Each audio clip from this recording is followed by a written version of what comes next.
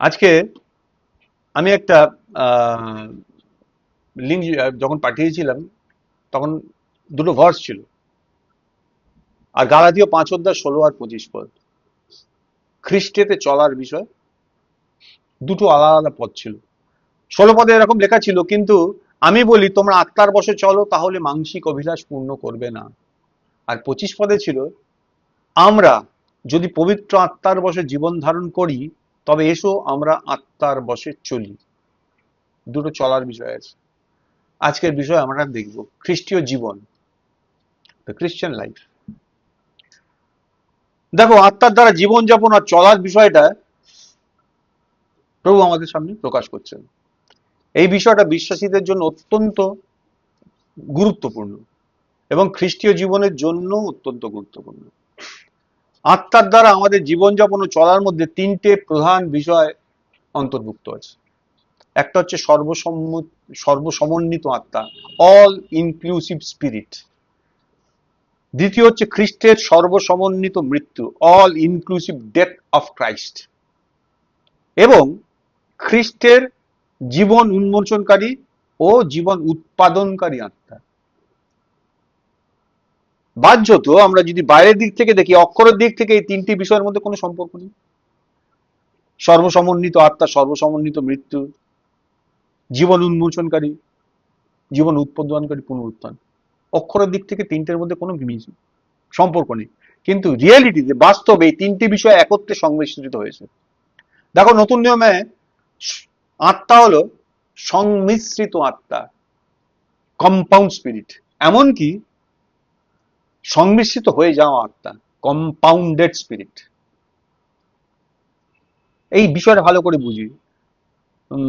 যাত্রা পুস্তক 30 অধ্যায় অভিষেকার্থ যে তেল প্রস্তুত করার কথা মসির মধ্যে দিয়ে ঈশ্বর শিখিয়েছিলেন ওদেরকে, আত্মা হচ্ছে সেই রকম। দেখো, সেই যে তেল ছিল, সেই তেল কেবল একটা উপাদান, জলপাই তেল দিয়েই তৈরি হয়নি। সেই তেলটার সঙ্গে 4 ধরনের মশলা মিশ্রিত করে তাদের সংমিশ্রণে সেই তেলটাকে তৈরি করা হয়েছিল। আমরা আত্মাকে দেখতে পাই না, কারণ আত্মা অদৃশ্য। আমাদের মধ্যে এমন কিছু আছে যা আমাদের কাছে অদৃশ্য, সেটা হচ্ছে আমাদের আত্মা। এই দুই আত্মা, অর্থাৎ ঈশ্বরের আত্মা আর আমাদের আত্মা, এই দুটোই অদৃশ্য, তবুও তারা বাস্তবের থেকেও বেশি। আমাদের অভিজ্ঞতা অনুযায়ী আমাদের মধ্যে এমন একটা অংশ আছে, বাইবেল যাকে আমাদের আত্মা বলে, অ্যাজ পার আওয়ার এক্সপিরিয়েন্স। যেমন ইয়োব 32:8 লেখা আছে, কিন্তু মানুষের মধ্যে আত্মা আছে। দেখতে পাই, দেখতে পাও, টের পাও, টের পাও, দেখতে পাও না। হিতোপদেশ 20:27 বলছে, মানুষের আত্মা সদাপ্রভুর প্রদীপ। তাহলে মানুষের মধ্যে একটা এলিমেন্ট আছে, আত্মা বলা হচ্ছে। সকরীয় 12:1 লেখা আছে, ইসরায়েলের বিষয় সদাপ্রভুর বাক্যরূপ ভার বাণী। সেটা কেমন? আকাশমণ্ডলের বিস্তারকর্তা, যিনি স্প্যান করেছেন আকাশটাকে, হেভেনটাকে, পৃথিবীর ভিত্তিমূলে স্থাপনকর্তা এবং মানুষের অন্তরস্থ আত্মার উৎপাদনকর্তা সদাপ্রভু বলেন। মানুষের অন্তরস্থ আত্মার প্রডিউসার, উৎপাদনকর্তা। রোমিও 8:16, 1 করিন্থীয় 16:18, এই বিষয় তুমি দেখতে পাবে তিমোথীয় 4:22। দেখো, বাইবেল আরো বলে যোহন 4:24, আর ঈশ্বর আত্মা, গড ইজ স্পিরিট। যদিও আমরা এটা বুঝতে পারি না, কিন্তু যেহেতু আমাদের আত্মা আছে, তাই আমরা অভিজ্ঞতা দ্বারা এটাকে এক্সপিরিয়েন্স করতে পারি, এটাকে ফিল করতে পারি, উপলব্ধি করতে পারি। ট্রাইউন গড বা তৃত্ববাদী ঈশ্বর খ্রিস্টের সমস্ত প্রক্রিয়ার মধ্যে দিয়ে গিয়েছেন। যিনি ঈশ্বর, যিনি সবকিছু সৃষ্টি করেছেন, যিনি ট্রাইউন গড, তিনি একটা প্রসেসের মধ্যে দিয়ে গেছেন, আর সেই প্রসেসটা সমন্বিত হয়েছে খ্রিস্টের মধ্যে দিয়ে।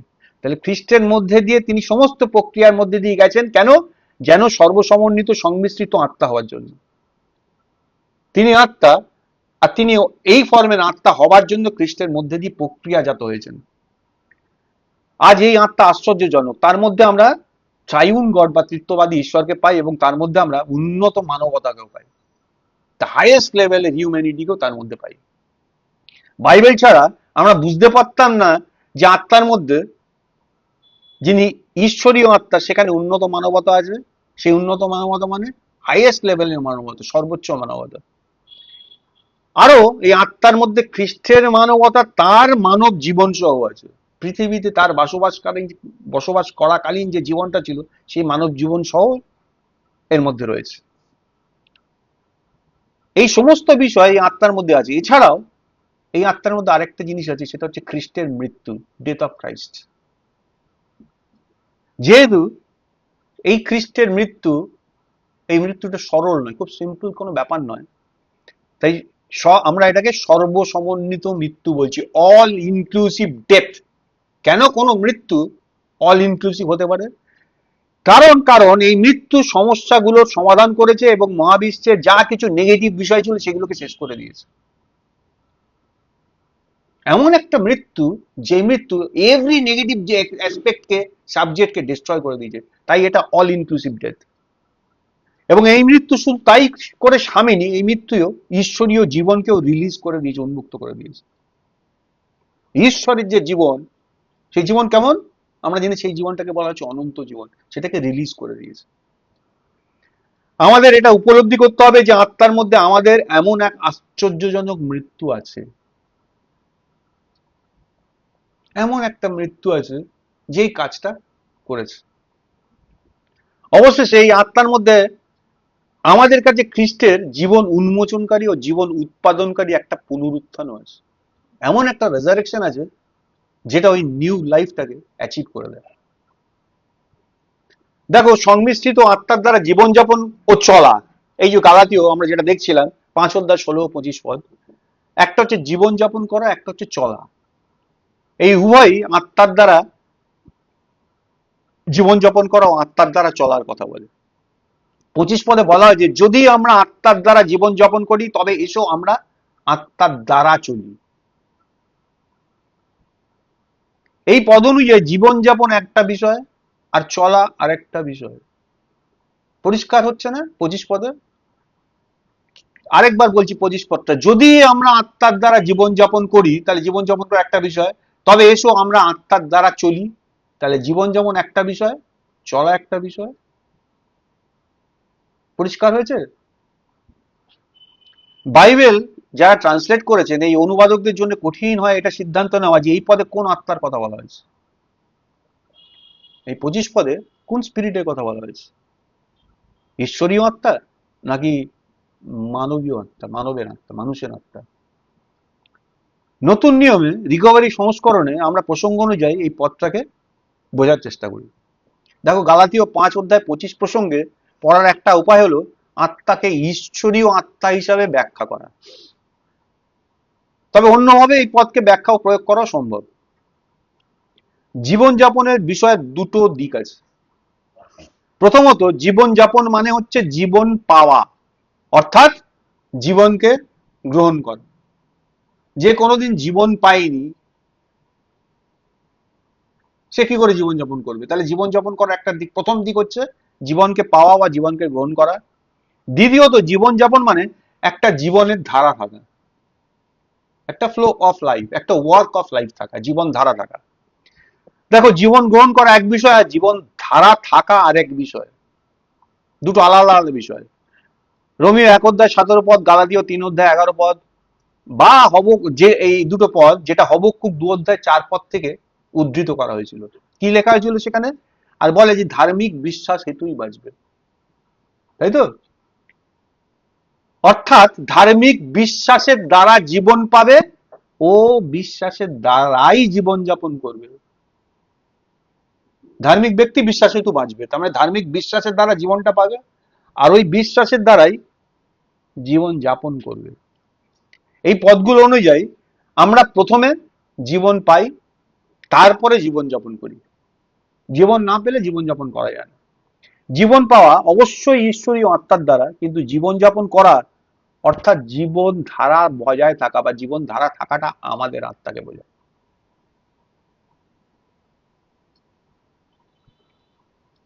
চলার বিষয় দুটো আত্মার ইঙ্গিত আছে। চলা অবশ্যই ঈশ্বরীয় আত্মার দ্বারা, আমাদের মানব আত্মার সঙ্গে হয় চলা। এই দুটো আত্মা, ঈশ্বরীয় আত্মা ও মানব আত্মা, আমাদের মধ্যে সংমিশ্রিত হয়েছে, মিশে গেছে।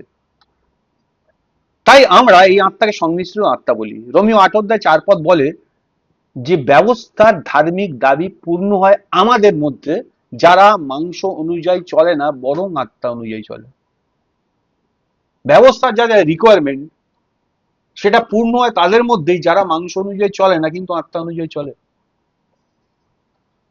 এখানে সিদ্ধান্ত নেওয়া কঠিন যে আমাদের এই চলাটা ঈশ্বরীয় আত্মা অনুযায়ী হবে না মানব আত্মা অনুযায়ী হবে। দেখো বাস্তবে এটা উভয় আত্মা অনুযায়ী হওয়া উচিত, অর্থাৎ সংমিশ্রিত আত্মা অনুযায়ী। খ্রিস্টীয় জীবনটা সরল নয়, নট আ সিম্পল লাইফ। যখন আমি তরুণ বিশ্বাসী ছিলাম, আমার বয়স কম ছিল, আমি ভাবতাম খ্রিস্টীয় জীবন মানে কেবল ভালো হওয়ার জীবন। যতদিন যাবে আমি আরো ভালো হয়ে যাবো, খ্রিস্টীয় জীবন মানে ভালো হওয়ার জীবন। কিন্তু আমাদের ভাবা উচিত নয় যে আমরা যদি বিনয়ী হই, কোমল, দয়ালু, সহনশীল হই, তবে পবিত্র এবং খ্রিস্টীয় জীবনযাপন করছি। যদি আমি এগুলো অ্যাচিভও করি তার মানেই এই নয় যে আমি পবিত্র খ্রিস্টীয় জীবনযাপন করছি। খ্রিস্টীয় জীবন হলো আত্মার দ্বারা জীবনযাপন করা এবং তারপর আত্মার দ্বারা চলা। এই চলা মানে আমাদের অস্তিত্ব থাকা এবং আমাদের দৈনন্দিন মানব জীবনের সবকিছুকে বোঝায়। আমি এক্সিস্ট করছি আর এভরিডে লাইফে আমার অল এক্সিস্টেন্সকে বোঝাচ্ছে। যদি আমরা শান্ত হই, কুল, কোনো কোনো ব্যক্তি আছে খুব কুল, আমরা যদি এরকম শান্ত হই তবে আমাদের আত্মার দ্বারা শান্ত হতে হবে। কেন বলছি কথাটা? যদি আমরা নিজের দ্বারা শান্ত হই তবে আমরা আত্মার দ্বারা জীবনযাপন ও চলাটা করছি না, ওটা আমি করেছি। শান্ত হওয়া ভুল নয়, কিন্তু আমাদের আত্মার দ্বারা শান্ত হতে হবে। এক্সাম্পল স্বরূপ বলতে পারি, ধরো একটা কবরস্থান, সিমেট্রি, সেটা কেমন? কবরস্থান কেমন জায়গা? খুব পিসফুল, কোয়াইট, শান্ত জায়গা। এবং সেখানে যারা যারা সমাধিস্থ হয়ে গেছে তারা কেউ কোনো শব্দ করে না, করে কি? করে না। যদি আমরা আত্মার দ্বারা শান্ত হই তবে আমরা ওই সমাধিস্থ মৃত ব্যক্তিদের মতো হব না, ওরাও তো শান্ত। যদি আমরা আত্মার দ্বারা শান্ত হই তাহলে আমরা ওদের মতো হব না, বরং আমরা খুব সক্রিয় জীবন্ত থাকবো। We are living but we are quiet. আর ওখানে যারা আছে তারা কি? They are quiet but they are not living. দুটোর মধ্যে তফাৎ বুঝতে পারছি? খ্রিস্টীয় জীবনযাপন করতে হলে আমাদের অনেক কিছু বাদ দিতে হবে। এবারই কঠিন প্রশ্ন এসে যাচ্ছে, এই হচ্ছে সেই ঘুরে ফিরে এক জায়গায় আসছে। কি করতে হবে? অনেক কিছু বাদ দিতে হবে। আচ্ছা কি বাদ দেবো? দেখো আমাদের প্রাকৃতিক জীবন, আমাদের সেলফ, আমাদের আত্ম, আমাদের ভালোত্ব, আমার অনেক ভালো ভালো জিনিস আছে, সেগুলোকে বাদ দিতে হবে। না আমি আমার খারাপ গুলোকে বাদ দিই না, আমাদের ভালোত্ব, আমাদের অনেক কিছু বাদ দিতে হবে। কতক্ষণ ধরে বাদ দিতে থাকবো? আমরা বাদ দিতেই থাকবো যতক্ষণ না বাদ দেওয়ার মতো আর কিছু বাকি থাকে। তখন যেটা অবশিষ্ট থাকবে সেটা হবে আত্মা। বাদ দিতে দিতে দিতে দিতে একটা সময় আসবে সবই তো বাদ দিয়েছে, আর কি পড়ে আছে? শুধু আত্মা পড়ে আছে। যতক্ষণ পর্যন্ত আমাদের জীবনে বাদ দেওয়ার মতো কিছু থাকে ততক্ষণ আমরা আত্মার দ্বারা জীবন যাপন করছি না।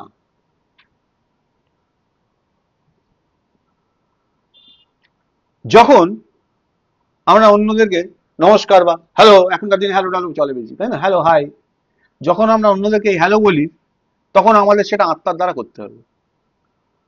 দেখো এক্সাম্পলটা দিলে বুঝতে পারবে।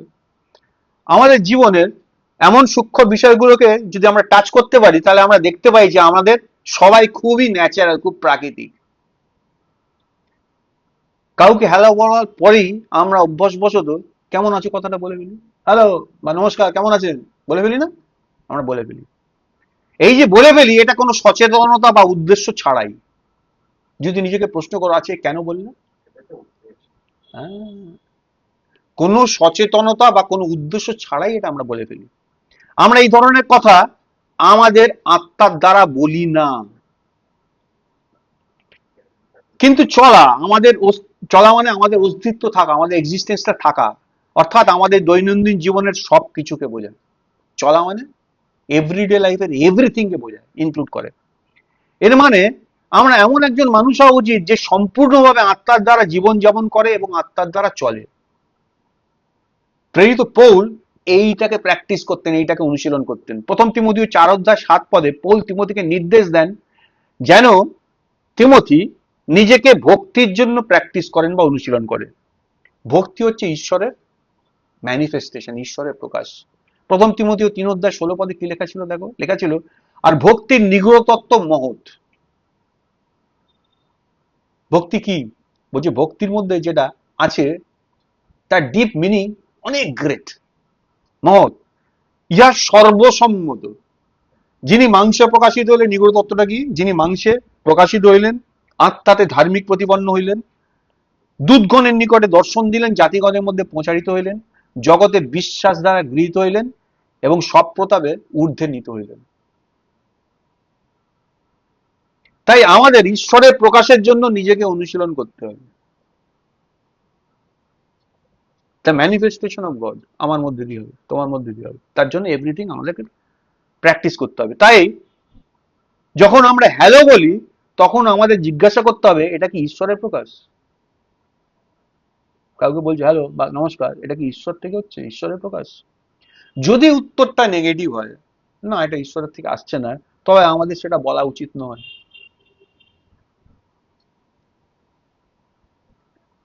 কেউ কেউ মনে করতে পারে এটা বাড়াবাড়ি হচ্ছে, বাবা এত ভেবে চিন্তে চলা যায় নাকি? কিন্তু আমাদের সত্যি এমন ভাবে অনুশীলন করতে হবে যে আমরা যেন ভক্তির দিকে অগ্রসর হই, যেটা শেখালেন পৌল। যখন আমাদের জিজ্ঞাসা করা কেমন আছো, অধিকাংশ সময় আমরা কি উত্তর দিই? ভালো। তাই না? কেমন আছো? ভালো। এমন উত্তর হয়তো আত্মার দ্বারা নয়। যদি আমরা ভক্তির দিকে অনুশীলন করি তবে আমাদের উত্তর দেওয়ার সময় দ্বিধা করতে হবে, এই প্রশ্নটা কি উত্তর হবে ভাবতে হবে, দ্বিধা করতে হবে। যদি দ্বিধার মধ্যে আমাদের এই দ্বিধার মধ্যে আমাদের বিবেচনা করতে হবে কিভাবে এমন উত্তর দেওয়া যায় যাতে আমরা ভক্তির দিকে অর্থাৎ ঈশ্বরের প্রকাশের দিকে অনুশীলন করি। আমার উত্তরটা ঈশ্বরকে ম্যানিফেস্ট করে কিনা, বানানো গল্প নয়। আমি যদি খ্রিস্টেতে জীবনযাপন করি তাহলে উত্তরটা কোত্থেকে আসবে? এই প্রশ্নের উত্তর, তুমি কেমন আছো, উত্তরটা কোত্থেকে আসবে? এই তুমিটা কে? আপনি কেমন আছেন? যে ব্যক্তি আমাকে প্রশ্ন করলো আমি বললাম ভালো, কোন আমিটা ভালো বললো? বুঝি বিষয়টা। আমাদেরকে এমন ভাবে প্র্যাকটিস করতে হবে, এমন ভাবে অনুশীলন করতে হবে যে সারাদিন ধরে আমরা যাই করি, আমরা যাই ভাবি, আমরা যাই প্রকাশ করি এবং যাই বলি, সবটাই ঈশ্বরের প্রকাশ বা ঈশ্বরের প্রকাশিত রূপ হতে হবে। এটা অবশ্যই আত্মার দ্বারা করতে হবে। প্রভুকে ধন্যবাদ যে আজ ঈশ্বরীয় আত্মা ও মানবাত্মা উভয় খুব স্পষ্টভাবে আমাদের মধ্যে অবস্থান করছেন। খ্রিস্টে বিশ্বাসী হিসাবে আমাদের সবারই একটা আত্মা আছে এবং আমাদের আত্মা ঈশ্বরীয় আত্মার দ্বারা পুনর্জন্ম লাভ করেছে, নতুন জন্ম প্রাপ্ত হয়েছে। তাহলে এর দ্বারা দুটো আত্মা আমাদের মধ্যে অবস্থান করছে পরিষ্কারভাবে। এটা একটা আশ্চর্য বিষয়, দুটো আত্মাই আমাদের মধ্যে আছে। তাই আমরা যেখানে থাকি এই দুটো আত্মা আমাদের সঙ্গে থাকে, তারা আমাদের মধ্যে অবস্থান করছে, রয়েছে। আমরা বিশ্বাসীরা আমাদের আত্মাকে অনুশীলন করে, আমাদের আত্মকে অনুশীলন করে খ্রিস্টীয় জীবনযাপন করি। আমাদের একটা বিষয় অনুশীলন করতে শেখা উচিত যে কোনো কিছু করার সময় আমাদের সেই বিষয়টা তাড়াহুড়ো করে করা উচিত নয়। এনিথিং, যখন আমরা কাউকে উত্তর দিতে যাচ্ছি তখন আমাদের দ্রুত উত্তর দেওয়া উচিত নয়, বরং আমাদের বিবেচনা করতে হবে আমরা কি আমাদের আত্মার দ্বারা, ঈশ্বরীয় আত্মার দ্বারা উত্তর দিচ্ছি। সবকিছু আমাদের সাবধানে বিবেচনা করতে হবে। অবশ্যই এটা কঠিন, খুব কঠিন, কিন্তু তবু আমাদের এটা শেখা উচিত। দেখো, আমি জন্মগতভাবে একজন বাঙালি, তাই তো? আমি বাঙালি তো, আমি জন্মগত একজন বাঙালি এবং বাংলা ভাষা হচ্ছে আমার মাতৃভাষা। যখন আমি ইংরাজি শেখা শুরু করি তখন আমি দেখলাম যে ইংরাজি উচ্চারণটাকে আয়ত্ত করা আমার জন্য বেশ কঠিন। ন্যাচারালি বাঙালি, বাংলা বাড়িতে জন্মগ্রহণ করি, ছোট থেকে জন্ম থেকে বাংলা ভাষায় কথা বলে বড় হয়েছি, আশেপাশে সবাইকে বাংলা কথা বলছি। পরে যখন ইংরেজি ভাষা শিখতে শুরু করছি, স্কুল লাইফ হোক আর যেখানেই হোক, তখন কি দেখছি এটা বেশ কঠিন, এর উচ্চারণগুলো বেশ কঠিন। আর এটা বহু বছরের শেখার একটা প্রয়োজন আছে। সঠিক উচ্চারণ, সঠিক প্রনাউন্সিয়েশনের জন্য অনেক প্র্যাকটিসের দরকার আছে, অনেক দিন, অনেক বছর ধরে। একইভাবে আমরা মানুষ হিসাবে জন্মেছি এবং আমরা ঈশ্বরীয় ভাবে পুনর্জন্ম লাভ করেছি। তাহলে আমার জন্মটা একভাবে, আর একটা নতুন জন্ম হয়েছে ঈশ্বরীয় ভাবে। এখন আমরা মানুষেরা আমাদের ঈশ্বরীয় জীবনের দ্বারা মানব জীবন যাপন করা শিখতে হবে। একটা বাঙালি বাংলায় মানুষ হয়ে, বাংলা ভাষায় বড় হয়ে, ইংরাজিতে তাকে জীবনযাপন করতে হবে ঠিক একইভাবে, বা ইংরেজি কথা বলার যে বিষয়টা, এইভাবে আমরা আমাদের মানব জীবন যেটা আছে অলরেডি, আর একটা নতুন জীবন পেয়েছি, ওই নতুন জীবনে যাপন করাটা শিখতে হবে। দুটো আলাদা জিনিস, বোঝা যাচ্ছে কি? এটা অনেক শেখার প্রয়োজন, কারণ আমরা জানি না কিভাবে ঈশ্বরীয় জীবনের দ্বারা জীবনযাপন করতে হবে, আমরা জানি না। তাই এটা শিখতে হবে, এটা শেখার প্রয়োজন আছে। ঈশ্বরীয় জীবন দ্বারা মানব জীবন যাপন করতে শেখার ক্ষেত্রে প্রার্থনা একটা বড় হেল্পফুল ম্যাটার, একটা খুব বড় সহায়তা। দেখো, প্রকৃতগত ভাবে ন্যাচারালি আমি খুব একটা দ্রুত মানুষ।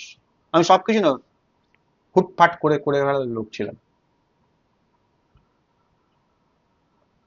আমার জন্য ধীরে বিবেচনাপূর্ণ হওয়া খুব কঠিন। আমি এই ধরনের অভ্যেসের একটা মানুষ, যে কোনো সিদ্ধান্ত খুব দ্রুততার সঙ্গে নিই, যে কোনো কাজ দ্রুততার সঙ্গে করি। তা আমার পক্ষে খুব ধীরে বিবেচনাপূর্ণ হওয়াটা কঠিন, কিন্তু অনেক প্রার্থনার পর আমি একজন খুব ধীর ও বিবেচনাপূর্ণ মানুষ হতে পারি, হয়ে যাই। প্রার্থনা অলওয়েজ আমাদেরকে স্লো ডাউন করে দেয়, ধীর করে দেয়। এর মানে প্রার্থনা আমাদেরকে আরো বেশি স্পিরিচুয়াল বা আত্মিক করে তোলে।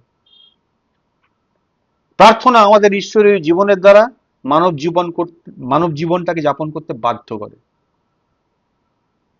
যদি তুমি আমাকে কিছু জিজ্ঞাসা করতে আসো এবং আমি যদি আধা দিন প্রার্থনা না করেই উত্তর দিই, তবে আমি খুব সম্ভবত দ্রুত উত্তর দেবো।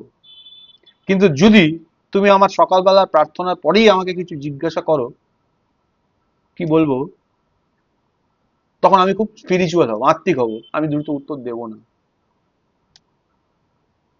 প্রার্থনা আমাদেরকে ধীর করে দেয়, কারণ প্রার্থনা করা মানে আমাদের আত্মাকে অনুশীলন করা এবং তার স্বতঃস্ফূর্ত ভাবে আমাদের আবেগ, আমাদের ইচ্ছা, আমাদের মনটাকে সরিয়ে দেয়। তুমি যখন প্রার্থনা করো, প্রার্থনা করার পরে কি হয়, তোমার নিজস্ব যে মনন বিষয়টা আছে, তোমার আবেগ, তোমার ইচ্ছা, এই সমস্তকে সরিয়ে দেয়। যখনই আমরা প্রার্থনার দ্বারা আমাদের আত্মাকে জাগিয়ে তুলি, তখনই আমরা খুব সাবধানী মানুষ হয়ে যাই। তাহলে প্রার্থনা হেল্পফুল কত, বুঝতে পারছো? দেখো, আমি কেবল শুধু এই বাইবেল শেখাতেই আগ্রহী নই, আমার একটা বার্ডেন আছে।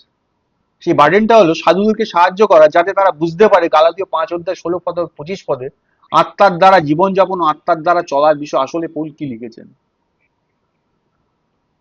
এমন একজন মানুষকে খুঁজে পাওয়া খুব বিরল, রেয়ার, যে আত্মার দ্বারা জীবনযাপন করে ও আত্মার দ্বারা চলে। খুব কঠিন। আমাদের গালাতীয় 5 অধ্যায় 16 5 অধ্যায় 25-এর মতো পদগুলোকে খুব সহজভাবে নেওয়া উচিত নয়, বরং আমাদের চেষ্টা করতে হবে এটা বুঝতে যে আত্মার দ্বারা জীবনযাপন ও আত্মার দ্বারা চলার মানে কি, ভালো করে বুঝতে হবে। প্রথমে আসি আত্মার দ্বারা জীবনযাপন। গালাতীয় 5 অধ্যায় 25 পদে আত্মার দ্বারা জীবনযাপনের বিষয়টা উল্লেখ করা হয়েছে। আত্মার দ্বারা জীবনযাপন মানে খ্রিস্ট আমাদের মধ্যে বাস করছেন। প্রভু যীশু খ্রিস্ট স্বয়ং আমাদের মধ্যে বাস করছেন।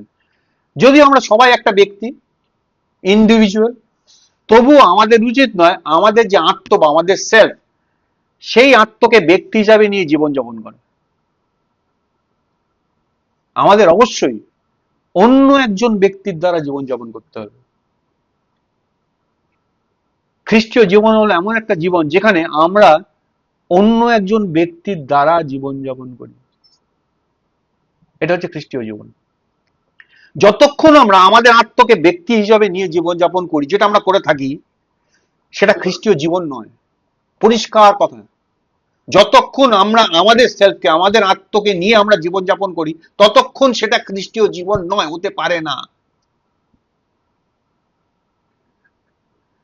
খ্রিস্টান হিসাবে আমাদের কেবল একজন ব্যক্তি থাকা উচিত নয়, আমাদের দুজন ব্যক্তি থাকা উচিত। প্রত্যেক খ্রিস্টানের দুজন পার্সন থাকবে, দুজন ব্যক্তি থাকবে। একজন ব্যক্তি হলো আমাদের আত্মা, আমাদের সেলফ, আর একজন হলেন খ্রিস্ট।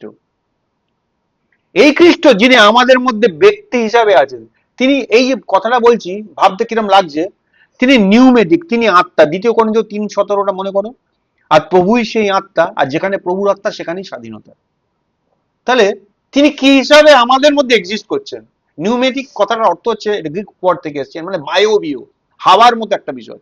ভালো করে বুঝি, তিনি কেবল আমাদের জীবন নন, তিনি আমাদের ব্যক্তিও। 2 Corinthians 2:10 লেখা ছিল, সে সাধন জীবনদায়ক আত্মা হইলেন।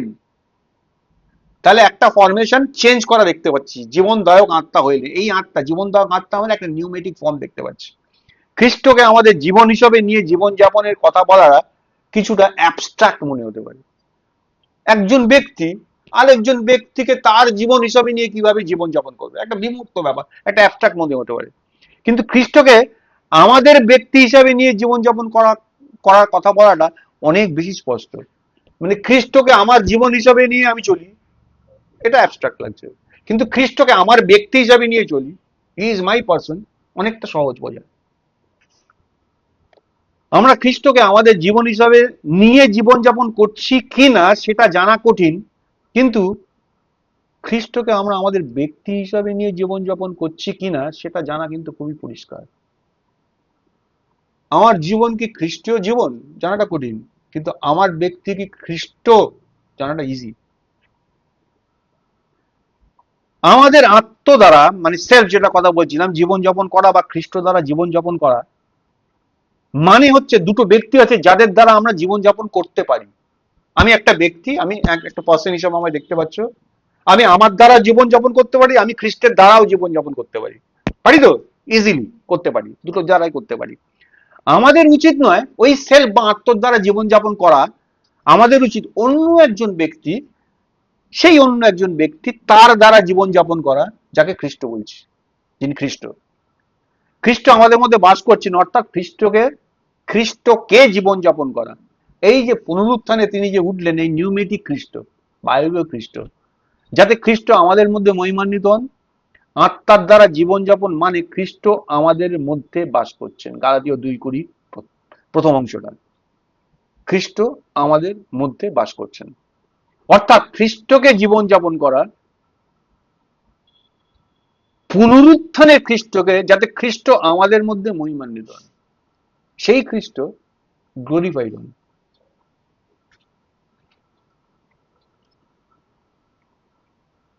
দেখো, যখন তিনি মানব মানব রূপ ধারণ করলেন, অর্থাৎ অবতারিত হলেন, তার অবতার গ্রহণের আগে তিনি অলরেডি কি ছিলেন?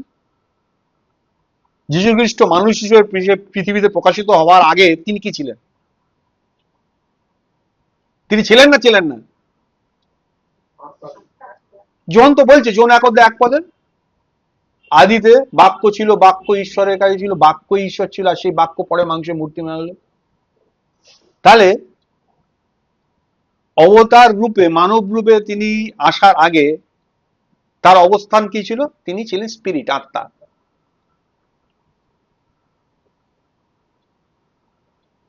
এই যে আত্মা, যে আত্মা তিনি মানব রূপ নেওয়ার আগে ছিলেন, সেই আত্মা কিন্তু জীবনদায়ী আত্মা ছিল না। ভালো করে বুঝি, আদিতে যে বাক্য ঈশ্বরের সঙ্গে ছিল, সেই বাক্য, সেই আত্মা was not life giving spirit. কেন বলছি ভালো করে বুঝি। জীবনদায়ক আত্মা যিনি খ্রিস্টের রিয়েলিটি, তিনি হলেন খ্রিস্টের পুনরুত্থানের পরের আত্মা। তাহলে একটা প্রসেসের মধ্যে দিয়ে, ওই আত্মাটা যখন একটা প্রসেসের মধ্যে দিয়ে গেছেন, তখন তিনি হয়ে উঠলেন জীবনদায়ী আত্মা। তার পুনরুত্থানে খ্রিস্ট শেষ আদম হিসাবে জীবনদায়ী আত্মা হয়ে উঠলেন। আর আজ এই জীবনদায়ক আত্মা বা নিউমেটিক খ্রিস্ট হচ্ছেন পুনরুত্থিত খ্রিস্ট, রেজারেক্টেড ক্রাইস্ট। আমরা খ্রিস্টকে জীবনযাপন করি যাতে খ্রিস্ট আমাদের মধ্যে গ্লোরিফাইড হন, আমাদের মধ্যে তিনি যাতে মহিমান্বিত হন। খ্রিস্টকে মহিমান্বিত করা এবং খ্রিস্টকে জীবনযাপন করা দুটো আলাদা বিষয় নয়, বরং তারা এক। খ্রিস্টকে জীবনযাপন করা মানে খ্রিস্টকে মহিমান্বিত করা, এবং খ্রিস্টের মহিমান্বিত হওয়া হলো ঈশ্বরের প্রকৃত প্রকাশ। যখন খ্রিস্ট গ্লোরিফাইড হয়, তখন ঈশ্বর প্রকাশিত হন। খ্রিস্টের মহিমান্বিত হওয়া ছাড়া ঈশ্বরের প্রকাশ হওয়াটা অসম্ভব। যদি প্রভু যীশু খ্রিস্টের গ্লোরিফিকেশন না হয়, তিনি যদি গ্লোরিফাইড না হন, তাহলে ঈশ্বর প্রকাশিত হতে পারেন না, অসম্ভব। যখন আমরা খ্রিস্টকে জীবনযাপন করি, খ্রিস্টকে জীবনযাপন করি, তিনি আমার ব্যক্তি হন, তখন অবশ্যই আমরা খ্রিস্টকে মহিমান্বিত করি। আর তারা তোমাদের সৎকার্য দেখে তোমাদের স্বর্গস্থ পিতার গৌরব করবে। তারা কি দেখতে পাচ্ছে? কি দেখতে পাচ্ছে? কখনো কথাটা বলা ছিল না তারা তোমাকে দেখে তোমাদের স্বর্গস্থ পিতার গৌরব করবে। কি বলছে? তোমাদের সৎকার্য দেখে। তার মানে খ্রিস্টকে। আমাদের আত্ম দ্বারা জীবনযাপনকে তামার সঙ্গে তুলনা করা যায়। আমাদের একটা সেলফ আছে, আমাদের দুটো জীবন আছে। প্রত্যেক খ্রিস্টানের দুটো জীবন থাকবে। একটা হচ্ছে তার সেলফ, তার আত্ম, তার পুনর্জীবিত আত্মা, আর একটা হচ্ছে ঈশ্বরের আত্মা। বুঝ না? তাহলে আমরা দেখতে পাচ্ছি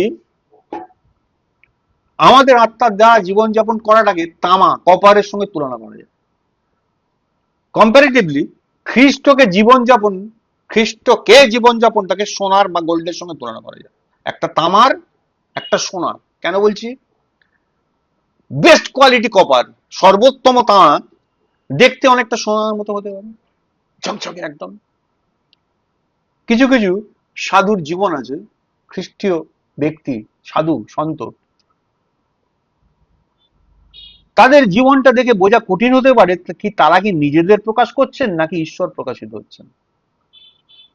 তামা ও সোনা দেখতে কিছুটা একই রকম, কিন্তু তাদের প্রকৃতিতে পার্থক্য আছে। তাদের ভেতরের যে বিষয়টা, ইনগ্রেডিয়েন্টস, তাতে পার্থক্য আছে, দেখতে কিছুটা একই রকম।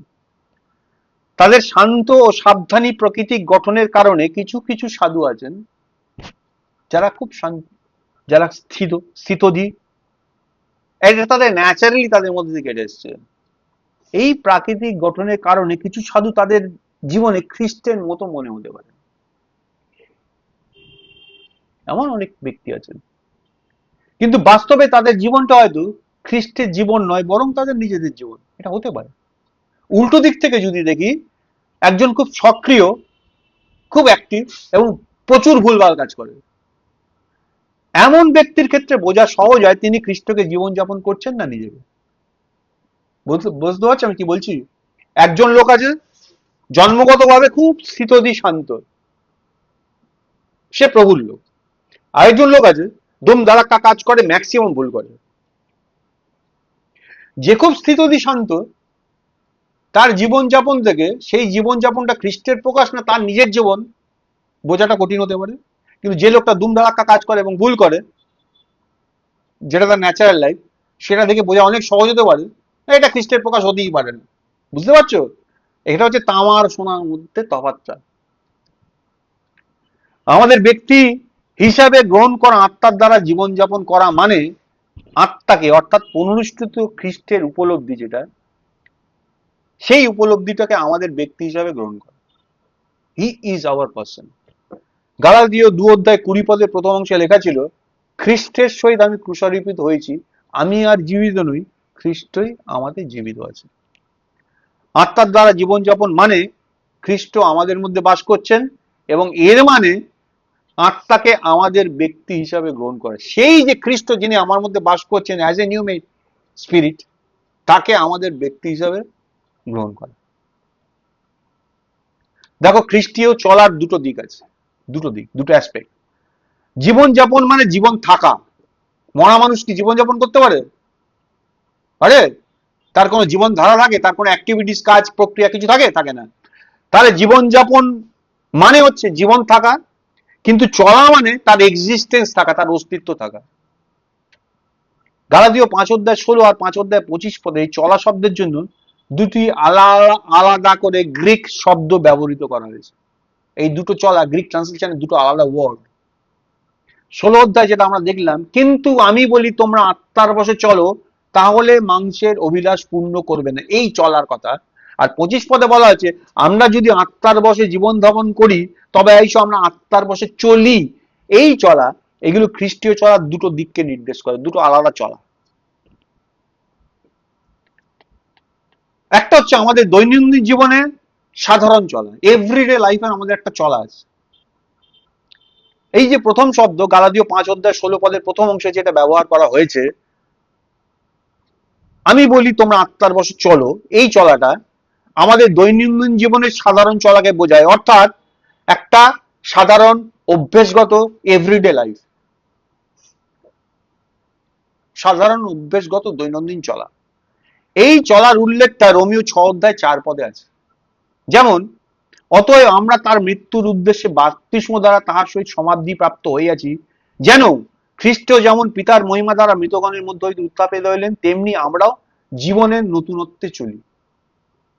এই প্রথম চলার সঙ্গে এই চলাটা একইভাবে রোমিও 8:4 লেখা আছে, যেন আমরা যারা মাংসের বশে নয় কিন্তু আত্মার বশে চলছি, ব্যবস্থার ধর্মবিধি আমাদের মধ্যে সিদ্ধ হয়।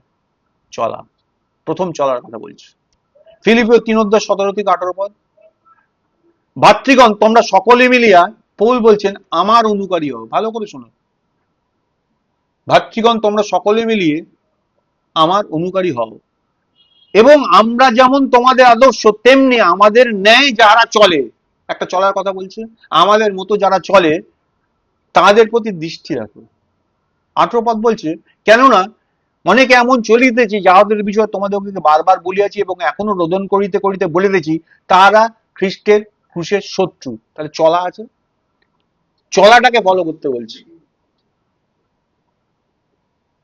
আমাদের ফলোয়ার হও, আমাদের চলাটাকে দেখো, আরো অন্যদের চলাটাকে দেখো, কারণ ওই চলার বিষয় অন্যরা যেভাবে চলছে সেই চলার বিষয় তোমাদের অলরেডি বলেছি, কাঁদতে কাঁদতে বলেছি, তারা খ্রিস্টের ক্রুশের শত্রু।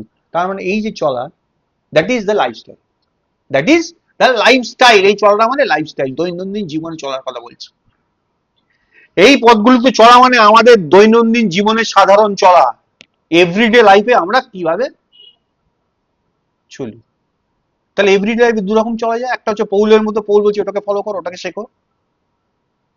আরেকটার দিকেও লক্ষ্য রাখো, তাদের চলাটা প্রমাণ করে দেয় তারা খ্রিস্টের ক্রুশের শত্রু, তারা খ্রিস্টের ক্রুশের শত্রু। তাহলে এটা হচ্ছে আমাদের দৈনন্দিন জীবনের সাধারণ চলা। আরেকটা হচ্ছে নিয়ম অনুযায়ী চলা, অর্থাৎ খ্রিস্টীয় জীবনের লক্ষ্য ও উদ্দেশ্যের দিকে পরিচালিত করা। তাহলে একটা চলা হচ্ছে এভরিডে লাইফের একটা চলা আছে, আর একটা হচ্ছে যে উদ্দেশ্যে আমাকে পাঠানো হয়েছে সেই উদ্দেশ্যের পূরণের জন্য আমার চলা। দুটো চলা আলাদা। এই যে দ্বিতীয় শব্দটা, দ্বিতীয় চলা, যেটা গালাতীয় 5:25 ব্যবহার করা হয়েছে, সেটা নিয়ম অনুযায়ী চলাকে বোঝায়, অর্থাৎ একটা সুশৃঙ্খল, একটা নিয়ন্ত্রিত, একটা নিয়মিত চলা। গালাতীয় 6:16 লেখা আছে, যে সকল লোক এই সূত্র অনুসারে চলবে। তাহলে একটা ফর্মুলা আছে, এই চলাটার জন্য একটা রুল আছে, যে সকল লোক এই সূত্র অনুসারে চলবে তাদের উপরে শান্তি ও দয়া বর্তুক, ঈশ্বরের ইসরায়েলের উপর বর্তুক। রোমিও 4:12 বলছে, আর যেন ছিন্নত্বক লোকেদেরও পিতা হন, অর্থাৎ যারা ছিন্নত্বক কেবল তাহাদের নয় কিন্তু অচ্ছিন্নত্বক অবস্থায় আমাদের পিতা আব্রাহামের যে বিশ্বাস ছিল, যাহারা তাহার পদচিহ্ন ধরিয়া চলে। তাহলে এই যে চলা মানে লক্ষ্যের উদ্দেশ্যে চলা, যারা সেই পদচিহ্ন ধরে চলে তিনি তাহাদেরও পিতা। দুটো চলার মধ্যে পার্থক্য ধরতে বলছি। ফিলিপিও 3:16 বলছে, পরন্তু আইসো আমরা যে পর্যন্ত পৌঁছে আছি সেই একই ধারায় চলি। তাহলে একটা লক্ষ্য স্থির করা আছে, সেই লক্ষ্যের দিকে যাওয়া। দুটো চলা আলাদা, বুঝতে পারছি পরিষ্কার করে? একটা দৈনন্দিন জীবনে চলা, একটা নির্দিষ্ট লক্ষ্যে চলা, দুটো চলারই প্রয়োজন আছে আমাদের জন্য। এটা এমন একটা চলাকে বোঝায় যা একমাত্র, কি বলবো, যেটা ঈশ্বরের একমাত্র লক্ষ্যকে, অর্থাৎ খ্রিস্টীয় জীবনের দিক ও উদ্দেশ্য হিসেবে গ্রহণ করে, নতুন সৃষ্টিতে জীবন যাপন করে, খ্রিস্টকে ফলো করে, খ্রিস্টকে অনুসরণ করে, এবং ফাইনালি গির্জা জীবনকে প্র্যাকটিস করে, অনুশীলন করে, দ্য চার্চ লাইফ, যাতে গির্জার জন্য ঈশ্বরের যে ইকোনমি সেটা পূর্ণ হয়। এর আগে আমরা দেখছিলাম কি ফাইনালি ঈশ্বরের লক্ষ্যটা কি, তিনি এক বৃহৎ প্রজামণ্ডলী প্রস্তুত করছেন যার দ্বারা তিনি এই সমস্ত কিছু রুল করবেন। তাহলে ঈশ্বরের আলটিমেট লক্ষ্য চার্চ, বুঝতে পারছি কি? জানে ওই চলাটা হচ্ছে গির্জার জন্য ঈশ্বরের যে ইকোনমি, ঈশ্বরের যে প্ল্যান, সেটা পূর্ণ হবে। তাহলে প্রথম ধরনের চলা হলো আমাদের দৈনন্দিন জীবনে এভরি রিকোয়ারমেন্টের জন্য সাধারণ চলা, এভরিডে লাইফে। আর দ্বিতীয়টা হলো গির্জার জন্য নিয়ম অনুযায়ী চলা, ঈশ্বর যে উদ্দেশ্যে সৃষ্টি করেছেন সেই পারপাসের জন্য চলা। দুটো চলা আলাদা, বুঝতে পারছি? দেখো, গির্জা হচ্ছে আমাদের লক্ষ্য এবং গির্জা হচ্ছে আমাদের উদ্দেশ্য। আজকে বেশিরভাগ খ্রিস্টানের জীবন থেকে এই জিনিসটা চলে গেছে। আমরা এইভাবে চলি এবং এইভাবে নিয়মকে গ্রহণ করি কারণ আমরা আমাদের মানব জীবনের একটা লক্ষ্য ও উদ্দেশ্য আছে। আর সেই লক্ষ্য ও উদ্দেশ্যটা হচ্ছে গির্জা জীবনে থাকা, to be in the church life. That is God's plan. খ্রিস্টীয় জীবনের দুটো দিক আছে, একটা হলো খ্রিস্টীয় দৈনন্দিন জীবন, যেটা স্বাভাবিক অভ্যাসগত সাধারণ জীবনযাপন, যেখানে কোনো বিশেষ লক্ষ্য বা উদ্দেশ্য নেই। সকালবেলা ঘুম থেকে উঠে দুধওয়ালা দুধ দিয়ে যাবে, আমাকে দুধটা তুলতে হবে, জাল দিতে হবে, দুধটা ফোটাতে হবে, নাহলে কেটে যাবে। এর কোনো উদ্দেশ্য লক্ষ্য নেই, এটা স্বাভাবিক সাধারণ জীবন। কিন্তু আমরা খ্রিস্টানরা কেবল আমাদের দৈনন্দিন জীবনের জন্যই আমাদের হওয়া উচিত নয়, আমাদের অবশ্যই গির্জার জন্য মানুষ হতে হবে। তফাৎটা কি বলতে চাইছি বুঝতে পারছো? ওই জীবনটাই আমাদের লক্ষ্য নয়, আমাদের অবশ্যই গির্জার জন্য একটা মানুষ হতে হবে। গির্জা হচ্ছে ঈশ্বরের লক্ষ্য এবং গির্জা হচ্ছে ঈশ্বরের উদ্দেশ্য, দ্য মেইন পয়েন্ট। এই কারণে আমাদের চলাকে নিয়ন্ত্রণ করার জন্য, টু বি কন্ট্রোলড করার জন্য একটা নিয়ম থাকা উচিত। দ্বিতীয় ধরনের চলার তিনটে প্রধান নিয়ম হলো নতুন সৃষ্টিতে জীবনযাপন করা, খ্রিস্টকে অনুসরণ করা এবং গির্জা জীবনকে অনুশীলন করা।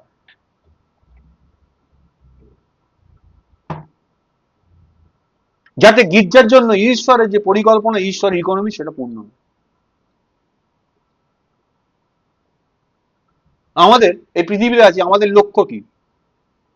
আমরা কি খেয়ে পড়ে বেঁচে ঈশ্বরের আশীর্বাদ নিয়ে জীবনটা কাটিয়ে দিতে চাই, এটা একটা। আরেকটা হচ্ছে যেন আমার মধ্যে দিয়ে তিনি যে পরিকল্পনা করেছেন তার পরিকল্পনার পার্টটাকার হয়ে, আমি অংশীদার হয়ে তার পরিকল্পনা সম্পন্ন করতে পারি। কোনটা আমাদের লক্ষ্য?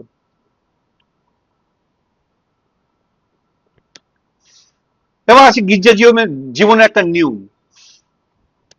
আজকে অধিকাংশ খ্রিস্টানদের কোনো চার্চ লাইফ নেই। আবার বলছি, বাধ্য হয়ে বলছি, বেশিরভাগ খ্রিস্টানের কোনো গির্জা জীবন নেই। যাদের গির্জা জীবন নেই তারা সন্ধ্যায় বাড়িতে বসে টেলিভিশন দেখতে পারে, একটা নতুন রান্নার রেসিপি বানাতে পারে, দুটো বাড়তি পয়সা রোজগার করার জন্য কিছু বাড়তি কাজ করতে পারে। যাদের চার্চ লাইফ নেই তাদের কথা বলছি। কিন্তু আমরা যারা গির্জা জীবনকে প্র্যাকটিস করি তাদের কাছে একটা নিয়ম আছে, আর সেই নিয়ম হলো গির্জার সভায় যোগ দেওয়া। আমাদের কাছে গির্জার সভায় যোগ দেওয়াটা একটা নিয়ম, দ্যাট ইজ রুল।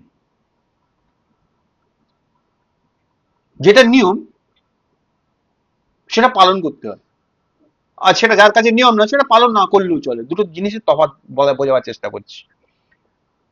আরেকটা নিয়ম ফিলিপিও 3 অধ্যায় পাওয়া যায়, অর্থাৎ খ্রিস্টকে অনুসরণ করা, টু ফলো ক্রাইস্ট।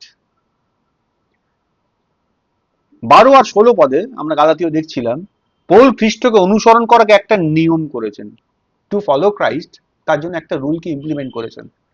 আর এই নিয়মটা কিসের জন্য? এই নিয়মটা হচ্ছে গির্জা জীবনের জন্য, চার্চ লাইফের জন্য। যদি আমরা খ্রিস্টকে জীবন যাপন করি, আমি যে জীবনটা যাপন করছি সেটা খ্রিস্ট, আমি নই। এই খ্রিস্টকে জীবনযাপন না করি যদি আমি, এবং খ্রিস্টকে অনুসরণ না করি, তবে আমাদের জন্য এই গির্জা জীবনে থাকাটা কঠিন হবে। That should be almost impossible for us to stay in the church life. কঠিন হবে। আমরা খ্রিস্টকে লাভ করার জন্য কঠোরভাবে তাকে অনুসরণ করি, তার জন্য অনেক মূল্য দিতে হয়, কঠোরভাবে তাকে অনুসরণ করি যাতে আমরা গির্জা জীবনকে জীবন যাপন করতে পারি, এই চার্চ লাইফটাকেই আমাদের লাইফ হিসাবে নিয়ে টিকে থাকতে পারি। That is our life. দৈনন্দিন জীবন, এভরিডে লাইফ, আর নিয়মিত জীবন, এই যে চার্চ লাইফের কথা বলছি, বা যেটা নিয়মের মধ্যে দিয়ে ইমপ্লিমেন্টেড হয়েছে, দুটোর মধ্যে তফাৎটা দেখি। দেখো, প্রত্যেক মানুষের জীবনের দুটো দিক আছে।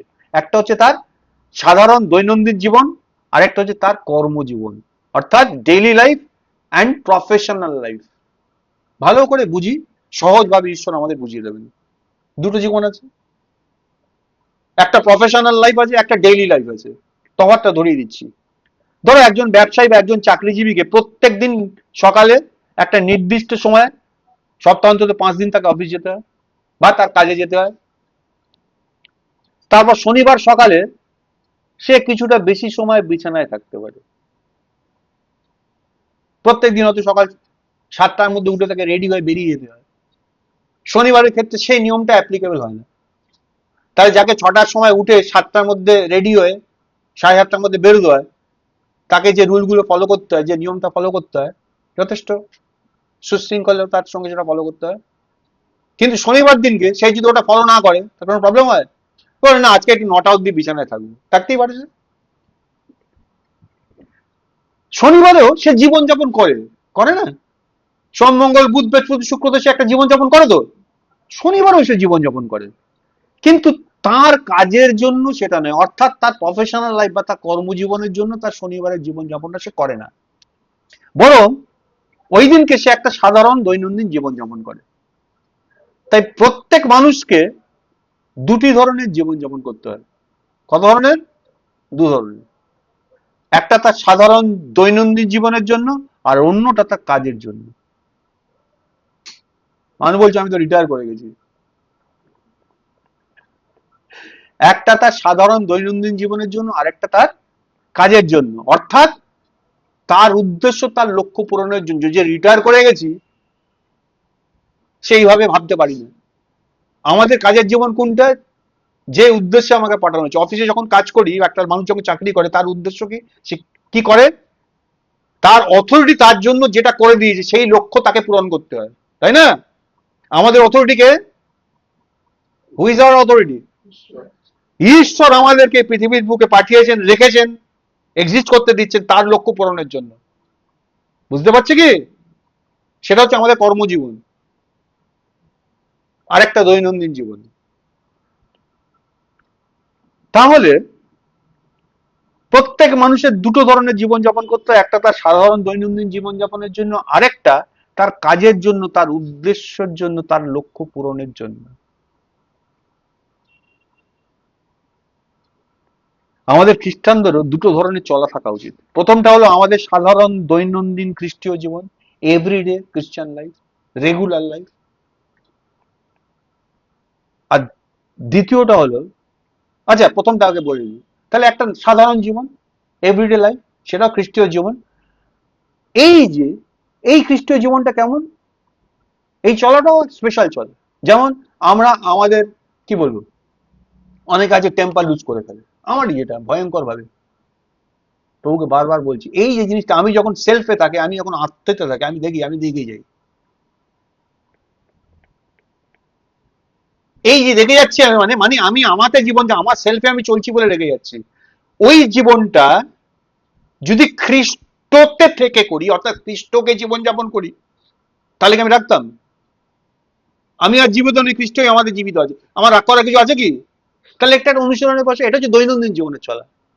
তাহলে এই দৈনন্দিন জীবনে চলার মধ্যে যেমন আমাদের এই অ্যাঙ্গারকে, এই রাগকে, টেম্পার লুজ করাটাকে জয় করা, এই ধরনের চলার মধ্যে এগুলো ইনক্লুডেড, দৈনন্দিন জীবনের চলা। আর দ্বিতীয়টা হলো নিয়ম অনুযায়ী চলা, অর্থাৎ একটা সুশৃঙ্খল, কন্ট্রোলড, নিয়ন্ত্রিত চলা। এই ধরনের চলার মধ্যে আমাদের গির্জার সবাই যোগ দেওয়া এবং গির্জার জীবনের জন্য সবাই কথা বলাটা অন্তর্ভুক্ত, এই সেকেন্ড ধরনের জীবনের জন্য। আমাদের খ্রিস্টীয় জীবনে মানুষ বুঝতে পারে যে আমরা খ্রিস্টান বলে আমরা টেম্পার লুজ করি না। একটা লোক কি করে বলে, না আপনি অন্য দিক থেকে আলাদা। কেন? এত কিছু ঘটে, আপনি তো রেগে যান না কখনো। এটা হচ্ছে দৈনন্দিন জীবনে খ্রিস্টতে চলে। লোকেরা বুঝতে পারে এটা একটু আলাদা। ভালো করে বুঝি, এটা হচ্ছে দৈনন্দিন জীবনে চলাটাকে দেখে ওরা বুঝতে পারে এটা একটু আলাদা। এটা আমাদের সাধারণ এভরিডে লাইফে চলার একটা টেস্টিমনি, একটা সাক্ষ্য। মানুষ আমাদেরকে এমনও চিনতে পারে যারা রোববার সকালে এবং সপ্তাহের অন্যান্য সন্ধ্যাগুলোতে গির্জার সভায় যোগ দেয়। এই জানে না, না না, ওরা খ্রিস্টান, ওরা রোববার হলে ঝড় বৃষ্টি হোক ওদেরকে থামানো যাবে না, ওরা ঠিক গির্জায় যায়, সপ্তাহে একদিন দুদিন তিন দিন, যেদিন যেদিন সবার আগে ক্রিশ্চিয়ান মিটিং ওরা অ্যাটেন্ড করে। এইটা আরেক ধরনের চিহ্নিত করে। তাহলে একটা হচ্ছে লাইফ দেখে চিহ্নিত করে, আরেকটা হচ্ছে এদের এই জার্নি দেখে চিহ্নিত করে, দুটো জিনিস আলাদা আলাদা করে বুঝি। এটা আমাদের নিয়ম অনুযায়ী চলার টেস্টিমনি। তাহলে প্রথম ধরনের চলার টেস্টিমনি হচ্ছে একটু আলাদা, এত কিছু হয় দেখো এরা রেগে যায় না, এদের বিরুদ্ধে লোকে এত কিছু কথা বলে, এর কারোর বিরুদ্ধে কিছু বলে না, এটা দৈনন্দিন জীবনে চলার একটা সাক্ষ্য। আরেকটা হচ্ছে লোকে আইডেন্টিফাই করতে পারে এদের লাইফটা অন্যরকম, কিরকম, ঝড় বৃষ্টি হোক কিছু হোক না হোক এদের গির্জা দিকে টলানো যাবে, যেখানে যত দূরেই মিটিং ওরা ঠিক হাজির হয়ে যায়। এটা হচ্ছে লক্ষ্যের দিকে চলার সাক্ষ্য। বুঝতে পারছি আলাদা আলাদা করে। গালাতীয় 6 অধ্যায় 15 পদ আর 16 পদে পৌল বলেছেন, তকছেদ কিছু নয়, অতকছেদও কিছু নয়, কিন্তু নতুন সৃষ্টি সার, অর্থাৎ নতুন সৃষ্টিটাই হচ্ছে আসল বিষয়। তার মানে এই যে সো কল্ড রেগুলেশনসটা কোনো বিষয় নয়, নিউ ক্রিয়েশনটাই হচ্ছে আসল বিষয়। আর যতজন এই নিয়ম অনুযায়ী চলে, শান্তি করুণা তাহাদের উপর বর্তায়, এমনকি ইসরায়েলের ঈশ্বরের ইসরায়েলের উপর বর্তায়। এই নতুন সৃষ্টির নিয়ম অনুযায়ী চলাটা কেমন? নতুন সৃষ্টির নিয়ম অনুযায়ী চলা হচ্ছে এই দ্বিতীয় ধরনের চলা, অর্থাৎ নিয়ম অনুযায়ী চলা। আমরা প্রত্যেকে পুনর্জন্ম লাভ করেছি। যিশু নিকোদেমাসকে বলছেন নতুন জন্ম না হলে কেউ ঈশ্বরের রাজ্য দেখতে পায় না। আমরা এই নতুন জন্মটা প্রত্যেকে লাভ করেছি। এই লাভ করেছি কেন? যেন নতুন সৃষ্টি হতে পারে, 2 Corinthians 5 অধ্যায় 17 অনুযায়ী। নতুন জন্ম লাভ না করলে নতুন সৃষ্টি হওয়া যায় না, আর নতুন সৃষ্টি না হলে ঈশ্বরের রাজ্য দেখতে পারে না। তাহলে ওটা হওয়ার জন্য আমরা নতুন জন্ম লাভ করেছি। তাই আমাদের নতুন সৃষ্টির নিয়ম, অর্থাৎ নতুন সৃষ্টির নিয়ন্ত্রণ অনুযায়ী চলতে হবে। যখন নতুন সৃষ্টি হয়েছে তার একটা রুল আছে, তার একটা কন্ট্রোল আছে, সেই অনুযায়ী আমাদের চলতে হবে। যেহেতু আমরা নতুন সৃষ্টি এবং যেহেতু আমাদের একটা লক্ষ্য আছে, একটা উদ্দেশ্য আছে, তাই কিছু বিষয় আছে যেটা আমরা করব না, এমন কিছু বিষয় আছে যেটা আমরা করব না। সবাই করতে পারে কিন্তু আমরা করব না। নতুন সৃষ্টি আসলে গির্জা জীবন এবং নতুন সৃষ্টি আসলে খ্রিস্টের দেহ। যখন আমি করতে পাচ্ছি, তার মানে I am not in the new creation, আমি নতুন সৃষ্টিতে নেই। তাই তো আমি করতে পারছি, করতে পারি না আমি, কারণ আই এম কন্ট্রোলড, আমার একটা নিয়ম আছে। কেন এই কথাটা বললো? তোমরা আমার অনুসারী, পৌল বলছেন, আর আমাদের ন্যায় যারা চলছে তাদেরকে ভালো করে দেখো, কারণ এমন কিছু কিছু ব্যক্তি আছে যারা খ্রিস্টের ক্রুশের শত্রু, অর্থাৎ দিনের পর দিন দে আর খ্রিস্টান বলে নিজেদের পরিচয় দেয়, কিন্তু তাদের জীবনে কোনো নিয়ন্ত্রণ নেই, কোন কি বলবো। তাহলে একটা লক্ষ্য উদ্দেশ্য থাকা আমাদের নিয়ম অনুযায়ী জীবনযাপন করতে বাধ্য করে। যার জীবনে কোনো লক্ষ্য নেই, যার জীবনে কোনো উদ্দেশ্য নেই, সে নিয়ন্ত্রণহীন। কিন্তু যার জীবনে এটা আছে, তাকে নিয়ম অনুযায়ী চলতে বাধ্য করে। এর থেকে পরিষ্কার হয়ে যাবে কে খ্রিস্টান আর কে খ্রিস্টান নয়, কে নতুন জন্ম প্রাপ্ত হয়ে সেই অনুযায়ী জীবনযাপন করছে আর কে মাংসে জীবনযাপন করছে, পরিষ্কার হয়ে যাবে। তবে খ্রিস্টীয় চলার দ্বিতীয় দিকটা অবশ্যই প্রথমটার দ্বারা সমর্থিত হতে হবে। প্রথম চলা দ্বিতীয় চলা দুটো বললাম। দ্বিতীয় চলাটা তখনই সম্পূর্ণ হবে যখন প্রথম চলাটা ঠিক থাকে। যদি আমরা প্রথম ধরনের চলাটা না করি বা না চলি, তবে দ্বিতীয়টা আমরা করতে পারবো না। আমি যদি আমার ক্রোধকে জয় না করতে পারি দৈনন্দিন জীবনে, আমি ঈশ্বরের দৃষ্টিতে যেটা ন্যাক্কারজনক সেই ঘটনা যদি আমার জীবনে থেকে থাকে, তাহলে আমরা দ্বিতীয় চলাটা চলতেই পারবো না। যদি আমরা ঢিলে ঢালা মানুষ হই, তা ঠিক আছে, দেখা যাবে, ও আপাতত মেনে নিয়ে যাবে। বেশিরভাগ ক্ষেত্রে যেটা দেখতে পাই আমি। কেন ঢিলালা মানুষ বলছি? কারণ এই ধরনের মানুষ সর্বদা গসিপিং করে, গুজব ছড়ায়, জানো তো ওইখানে কি হয়েছে, জানো তো এখানে কি হয়েছে। এই ধরনের মানুষ যদি হয়, সর্বদা গুজব ছড়ায়, তবে আমরা কখনোই গির্জার জীবন যাপন করতে পারবো না। আমাদের লক্ষ্য ও উদ্দেশ্যের জন্য চলা অবশ্যই আমাদের সাধারণ, আমাদের দৈনন্দিন চলার দ্বারা সমর্থিত হতে হবে। আমি কন্ট্রোলড হইতে চলছি কিনা সেটা ওই প্রথমটার দ্বারা প্রুভড হতে হবে।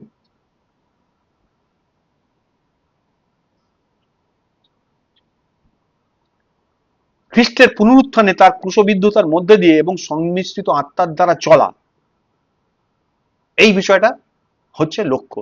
দেখো, আত্মার দ্বারা চলা মানে খ্রিস্টের পুনরুত্থানে চলা, তার রেজারেকশনে চলা, তার ক্রুশবিদ্ধতার মধ্যে দিয়ে চলা এবং ওই মিঙ্গল স্পিরিট, ওই সংমিশ্রিত আত্মার দ্বারা চলা। ফিলিপিও 3:10 কি লেখা ছিল? পৌল লিখছেন, যেন আমি খ্রিস্টকে, মানে আমি তাহাকে ও তাহার পুনরুত্থানের পরাক্রম ও তাহার দুঃখ ভোগের সহভাগিতা জানিতে পারি।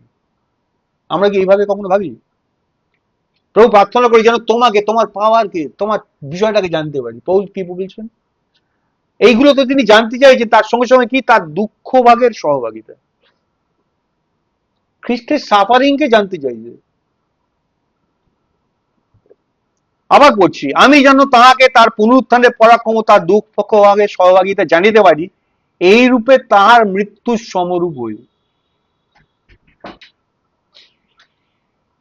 ফিলিপিও 1:19 সেকেন্ড পার্টটা এরকম লেখা আছে, যীশু খ্রিস্টের আত্মার যোগান দ্বারা ইহা আমার পরিত্রাণের সপক্ষ হইবে। যীশু খ্রিস্ট প্রোভাইডার, তিনি ওই স্পিরিটটাকে প্রোভাইড করবেন তার আত্মার যোগান দ্বারা। আমার আত্মাতে তিনি এটা সাপ্লাইটা পাঠাবেন তার আত্মার দ্বারা, যাতে আমার পরিত্রাণ অর্থাৎ ওই লক্ষ্য পূরণটা সম্পন্ন হয়। দেখো, খ্রিস্টের পুনরুত্থান, খ্রিস্টের ক্রুশবিদ্ধতা এবং সংমিশ্রিত আত্মা একটাই সত্তা, এগুলোকে আলাদা করা অসম্ভব। এর মানে হলো আমাদের মধ্যে এই যে কম্পাউন্ডেড স্পিরিটটা, মিঙ্গল স্পিরিটটা, এই সংমিশ্রিত আত্মা খ্রিস্টের রিয়েলিটি। আমাদের মধ্যে যদি আমাদের আত্মার সঙ্গে খ্রিস্টের আত্মা কম্পাউন্ডেড হয়, that is the reality of Christ, যিনি ত্রিত্ববাদী ঈশ্বরের দেহ স্বরূপ। বাইবেল বলছে ঈশ্বরকে কেউ কখনো দেখেনি, তাই না? আর ফিলিপকে যিশু কি বলছেন? যে আমাকে দেখেছে সে পিতাকে দেখেছে। তার মানে ব্যাপারটা বুঝি, এই যে ট্রাইউন গডের প্রকাশটা হচ্ছে খ্রিস্ট। খ্রিস্ট হচ্ছে ওই ত্রিত্ববাদী ঈশ্বরের দেহস্বরূপ, তার প্রকাশ, তার বাস্তবতা। শর্টে এটা বলা যায় যে এই সংমিশ্রিত আত্মা বা কম্পাউন্ডেড স্পিরিট হলো ত্রিত্ববাদী ঈশ্বরের কনজিউমেশন, পরিণতি। সহজভাবে বলতে গেলে সংমিশ্রিত আত্মা হলো প্রসেসড, প্রক্রিয়াজাত ও পরিণত কমপ্লিট ত্রিত্ববাদী ঈশ্বর। আদিতে ঈশ্বর ছিলেন, সবকিছু শুরুতে, সবার আগে যখন কোনো কেউ ছিলেন শুধু তিনিই ছিলেন। কিরম কিরম জানি লাগছে শুনতে। তারপর সৃষ্টি টিষ্টি হলো, তারপর এই হলো সেই হলো, অনেকগুলো স্টেপের মধ্যে দিয়ে যাওয়ার পর বিদ্রোহ হলো, পতন ঘটলো, রিকভার হলো, কিন্তু শেষটা এখন আমরা দেখতে পাচ্ছি না, শেষটা হচ্ছে না। শেষটা পরে হবে, লেখা আছে শেষটা হবে। সেই ঈশ্বরই নিজের ওই ফরমেশনটা চেঞ্জ করলেন।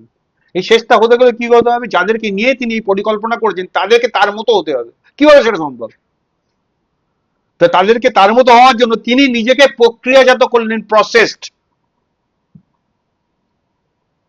যিনি সমস্ত কিছু উৎপাদনকারী, সৃষ্টিকারী, তিনি নিজে একটা প্রক্রিয়ার মধ্যে দিয়ে গেলেন যাতে ওদের জীবনে তিনি জীবনদায়ী আত্মা করতে পারেন। এই হচ্ছে প্রসেস।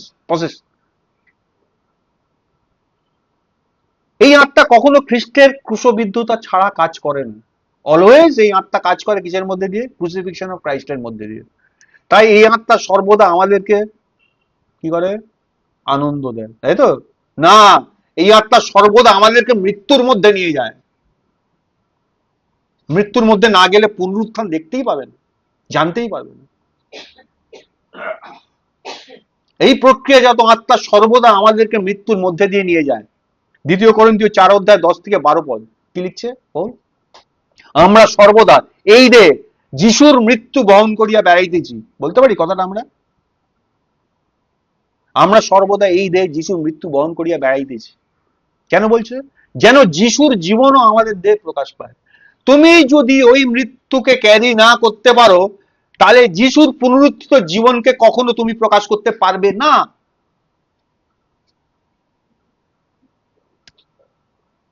তাহলে এই আত্মা খ্রিস্টের ক্রুশবিদ্ধতা ছাড়া কাজ করে না। 11 পদ বলছে, কেননা আমরা জীবিত হইয়াও যিশুর জন্য সর্বদাই মৃত্যু মুখে সমর্পিত হইতেছি, যেন আমাদের মর্ত মাংসে যিশুর জীবনও প্রকাশ পায়। এই যে বডি, এই যে মাংস যেটা মর্টাল, তার মধ্যে ওই লাইফটা যেন দেখা যায়। কি করে দেখা যায়? দেখো 12 পদে বলছে, এই রূপে আমাদের মধ্যে মৃত্যু, কিন্তু তোমাদের মধ্যে জীবন কার্য সাধন করিয়েছে। That is the demonstration. যদি আমরা প্রথম ধরনের যে চলাটা বললাম, সেই চলাটা চাই গালাতীয় 5:16 অনুযায়ী, তবে আমাদেরকে ক্রুশবিদ্ধ হতে হবে। আমি আমার রাগকে জয় করতে পারি না দৈনন্দিন জীবনে আমার চলার মধ্যে, পারবো না করতে কোনোদিন। তা আমাকে ক্রুশবিদ্ধ হতে হবে, তাহলে আমি এটা করতে পারবো, হতে হবে। ক্রুশবিদ্ধতা সর্বদা আমাদেরকে পুনরুত্থানে নিয়ে যায়, আর সেই পুনরুত্থানই হলো আত্মা, তাই তো?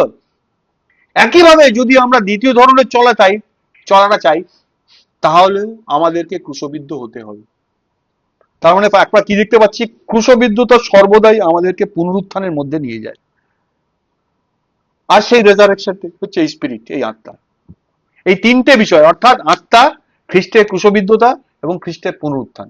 স্পিরিট, আত্মা, খ্রিস্টের ক্রুসিফিকশন, খ্রিস্টের ক্রুশবিদ্ধতা এবং রেজারেকশন অফ ক্রাইস্ট বা খ্রিস্টের পুনরুত্থান, এই তিনটে বিষয় সবসময় একসঙ্গে থাকে। ক্রুশবিদ্ধতা না হলে পুনরুত্থান নেই। ক্রুশবিদ্ধ হয়ে চলা, পুনরুত্থানে চলা এবং আত্মার দ্বারা চলা একই মানে। অনেকে প্রশ্ন করে, আমি ঠিক বুঝতে পারি না আত্মার দ্বারা চলাটা কি। ওকে বুঝতে হলে আগে তাকে ক্রুশবিদ্ধ হতে হবে। তার মানে ক্রুশবিদ্ধ হয়ে চলা, পুনরুত্থানে চলা আর আত্মার দ্বারা চলা তিনটে একই বিষয়। আত্মার দ্বারা আমাদের চলা হলো ক্রুশবিদ্ধ হয়ে চলা এবং পুনরুত্থানে চলা। এই তিনটে জিনিসই বা তিনটে বিষয় এক।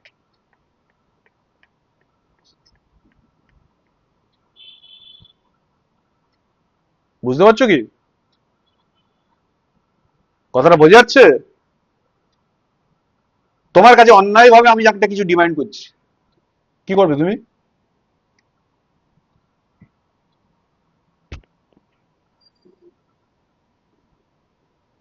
কি করবে? হ্যাঁ,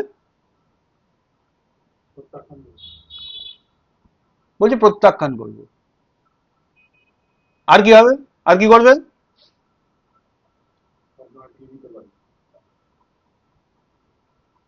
যখন প্রত্যাখ্যান করছি আমি বা দিয়ে দিচ্ছি, আর কিছু হচ্ছে আমার মধ্যে?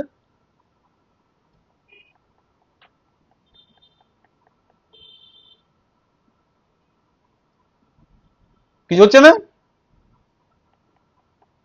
তুমি দেখছো যে আমি তোমার বিরুদ্ধে অন্যায় করছি, পরিষ্কার দেখা যাচ্ছে, পরিষ্কার বোঝা যাচ্ছে। মনে যখন বিচার আসছে, তখন কি হচ্ছে? বিচার তো আসছে, বিচার করে জাজ করতে পারছো। জাজ করে কি করছো? আমি যে ভুল সেটা প্রমাণিত হচ্ছে তো, সেটা প্রমাণিত হচ্ছে। আর যখন প্রমাণিত হচ্ছে, কি হচ্ছে? আমার উপরে একটা বিরূপ ভাব হচ্ছে। এই সবগুলি ঘটছে যখন আমি সেলফে চলি।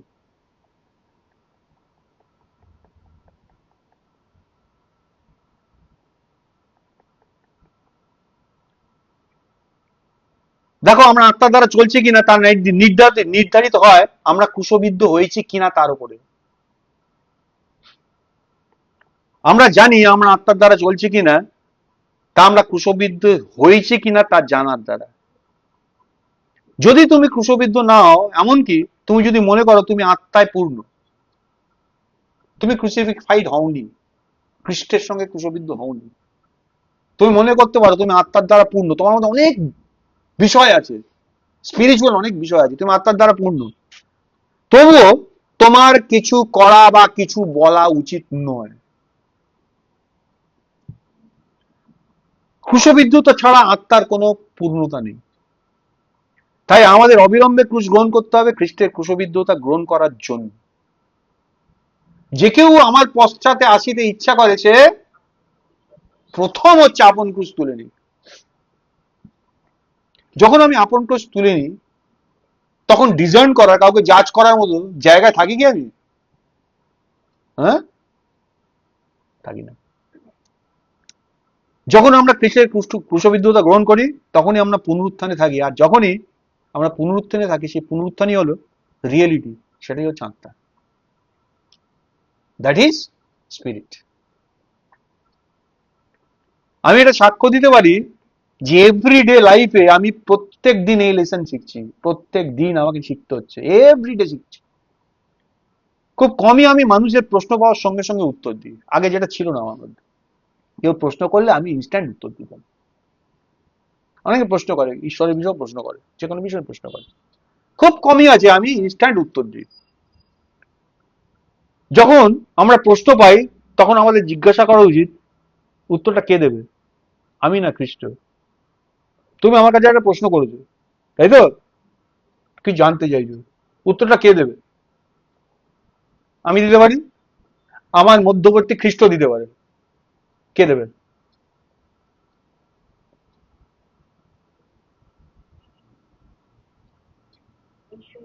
কেন আমরা কি ঈশ্বরের জন্য অপেক্ষা করি?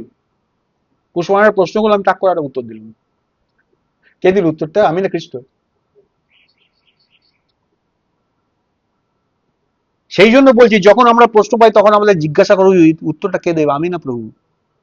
যদি আমাদের এটা নিশ্চিততা থাকে যে আমরা ক্রুশবিদ্ধ হয়েছি, তাহলে তো আমি উত্তর দিতে পারবো না। তো পারবো কি? আমি তো ক্রুশবিদ্ধ, মানে আমি মরা, মরা কি উত্তর দেয়? যদি আমাদের এই নিশ্চিততা থাকে যে আমি ক্রুশবিদ্ধ হয়েছি, তবে আমরা সঙ্গে সঙ্গে পুনরুত্থানে থাকি। যেই মুহূর্তে আমি জানি নিশ্চিত ভাবে যে আমি আমি আর জীবিত নই, সেই মুহূর্ত থেকে আমি পুনরুত্থানে থাকি। আর সেই পুনরুত্থানের বাস্তবতা হলো এই লাইফ গিভিং স্পিরিট, এই জীবনদায়ী আত্মা। That is the reality of that life. তখন আমরা যাই করি আমরা আত্মার দ্বারা চলি। খ্রিস্টের ক্রুশবিদ্ধতার মধ্য দিয়ে এবং খ্রিস্টের পুনরুত্থানে, এটাই হচ্ছে খ্রিস্টীয় জীবন, দ্যাট ইজ ক্রিশ্চিয়ান লাইফ। আমেন। প্রভু ধন্যবাদ দিই। গত এক সপ্তাহে যদি আমি এক্সাম্পলটা নিই, বিভিন্ন বিষয় প্রভু দেখাচ্ছে। এমন কিছু কখন আমরা কখন বিচলিত হই বলতো? কখন আমরা বিচলিত হই?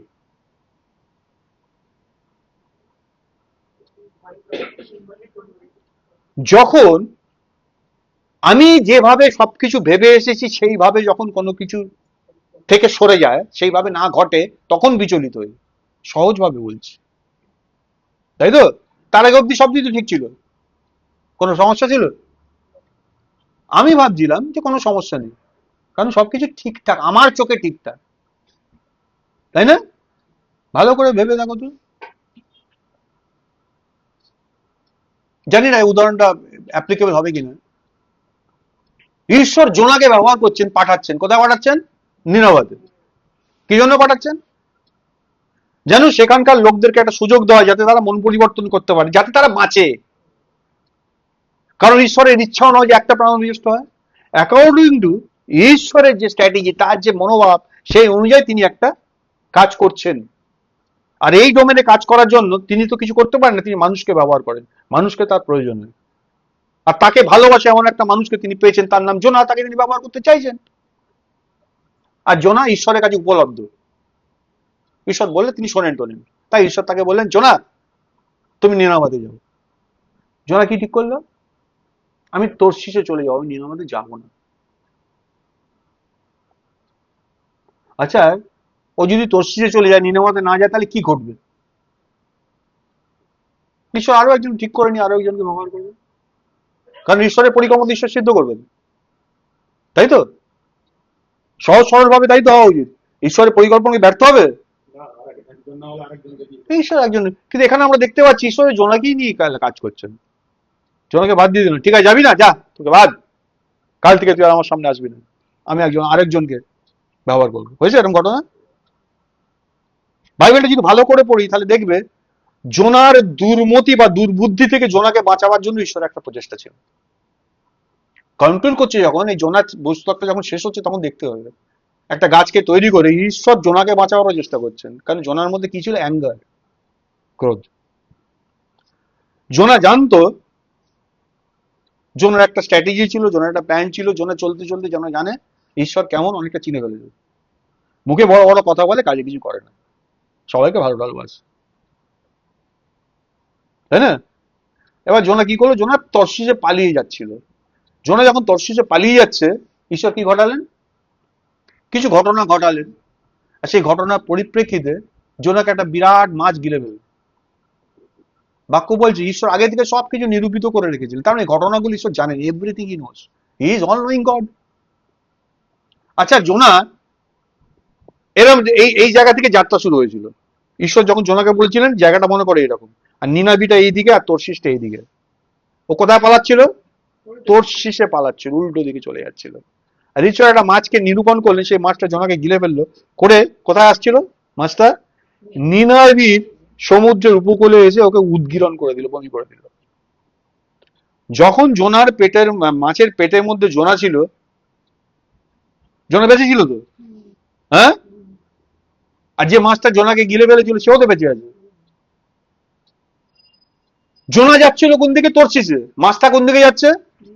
নিনাবির দিকে। এবার জোনা কোন দিকে যাচ্ছে?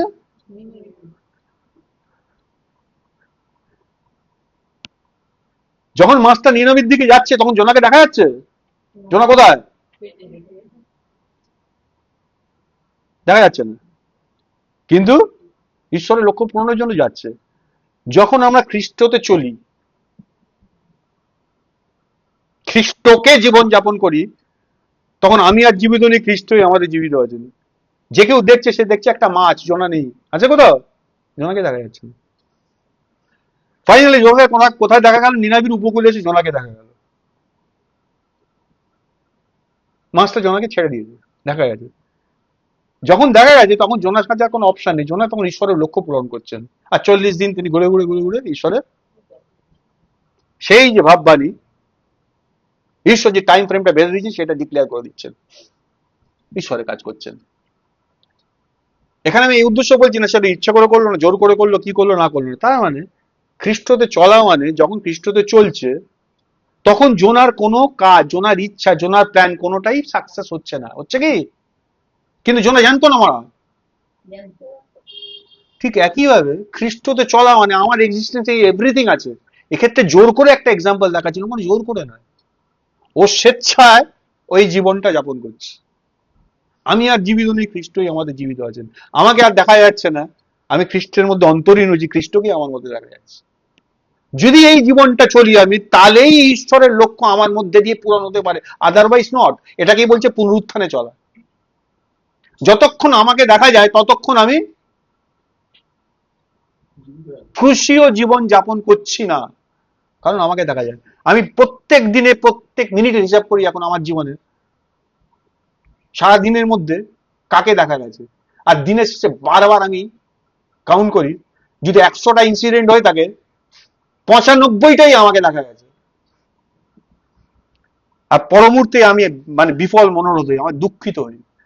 আর বারবার ভাবি কেন হচ্ছে? প্রভু বারবার দেখাচ্ছেন, বিকজ ইউ আর আলী। তুমি তোমার জীবনটাকেই যাপন করছো, আমি তোমার সঙ্গে আছি, কিন্তু তোমার ব্যক্তি তুমি। এনিওয়ে, প্রভু ধন্যবাদ দিই, তার গৌরব করি, প্রার্থনা করি। মঙ্গলময় প্রভু, তোমার গৌরব, তোমার মহিমা প্রকাশিত হোক প্রভু। তুমি যে মুষ্টিমেয় কিছু লোককে মনোনীত করেছো, যেন এই পৃথিবীতে যে কাজ তুমি শুরু করেছিল সেই কাজ সম্পন্ন করার লক্ষ্যে তাদেরকে তুমি প্রস্তুত করছো। শুধু তাই নয় প্রভু, তুমি তাদেরকে সঙ্গে নিয়েই তোমার সেই বিজয় যাত্রা সম্পন্ন করবে। আর তাই তুমি মণ্ডলীকে প্রস্তুত করছো। আমাদের প্রত্যেককে তুমি এই ডিজার্নমেন্ট দাও, এইটা বুঝতে দাও, আমরা যেন পরিষ্কার করে এই দুটো চলার আমরা যেন বুঝতে পারি। তুমি কখনোই আমাদেরকে বলনি যে কবরখানাতে যে মৃতদেহগুলো শুয়ে থাকে আমাদেরকে সেরকম হতে, না বলনি। আমাদের মধ্যে অ্যাক্টিভিটিস থাকবে, আমাদের মধ্যে প্রাণ থাকবে, প্রাণোচ্ছলতা সবকিছু থাকবে, কিন্তু আমরা আমাদের সেলফে, আমাদের আত্মাতে জীবনযাপন না করি, কিন্তু যেন তোমাদেরই করি। আর সেটা তখনই করা সম্ভব যখন আমরা স্বেচ্ছায় আমাদের ক্রুশকে তুলে নিতে পারি, অর্থাৎ আমি নিজেকে অস্বীকার করতে পারি। এটা হচ্ছে প্রথম চলা। আমার জীবনের প্রত্যেকটা দিন, প্রত্যেকটা মুহূর্ত, প্রত্যেকটা ক্ষণে এই চলাটা অনুশীলনের মধ্যে দিয়ে যায়। আর দ্বিতীয় চলাটা মহত্তর চলা, সেটা হচ্ছে যে লক্ষ্যে তুমি আমাদেরকে বাঁচিয়ে রেখেছো, যেন তোমার উদ্দেশ্য, তোমার লক্ষ্য পূরণ হয়, সেই উদ্দেশ্যের দিকে নিয়ন্ত্রিত চলাটা হচ্ছে দ্বিতীয় চলা। তাই যতজন, আবার সেই বাক্যটা মনে পড়িয়ে দিচ্ছ প্রভু, আর গালাতীয় 5:25 বলছে, যদি আমরা পবিত্র আত্মার বশে জীবন যাপন করি তবে এসো আমরা আত্মার বশে চলি, আত্মাতে চলি। প্রভু প্রত্যেককে স্পর্শ করো, আর লাইফ এই চলার ব্যাপারে এক্সপিরিয়েন্স করতে সাহায্য করো, যেন আমাদের মধ্যে দিয়ে তোমার গৌরব, তোমার মহিমা প্রকাশিত হয় এবং তুমি তোমার লক্ষ্যে অবিলম্বে পৌঁছতে পারো। আশীর্বাদ করো, আমাদেরকে গ্রহণ করো, ব্যবহার করো, যিশু নামে প্রার্থনা চাই, আমেন।